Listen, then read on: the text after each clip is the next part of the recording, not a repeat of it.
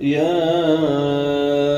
أيها الذين آمنوا كتب عليكم الصيام كما كتب على الذين من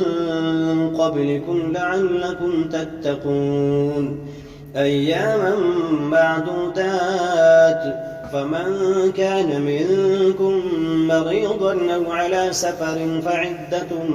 من أيام أخر وعلى الذين يطيقونه فدية طعام مسكين فمن تطوع خيرا فهو خير له وأن تصوموا خير لكم إن كنتم تعلمون شهر رمضان الذي أنزل فيه القرآن هدى للناس وبينات من الهدى والفرقان فمن شهد منكم الشهر فليصمه ومن كان مريضا أو على سفر فعدة من أيام أخر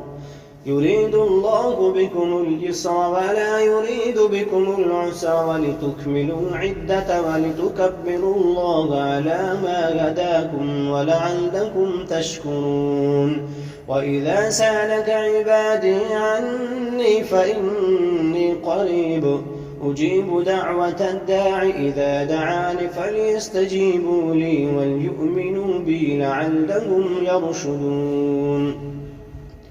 أحل لكم ليلة الصيام الرفث إلى نسائكم هن لباس لكم وأنتم لباس لهن علم الله أنكم كنتم تختانون أنفسكم فتاب عليكم وعفى عنكم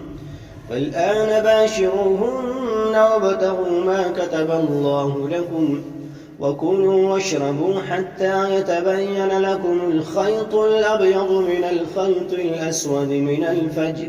ثم أتموا الصيام إلى الليل ولا تباشروهن وأنتم عاكفون في المساجد تلك حدود الله فلا تقربوها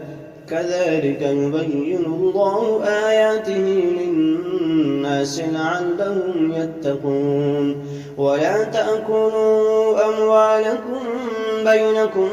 بالباطل وتدلوا بها إلى الحكام لتأكلوا فريقا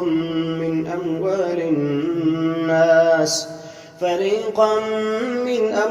الناس بالإثم وأنتم تعلمون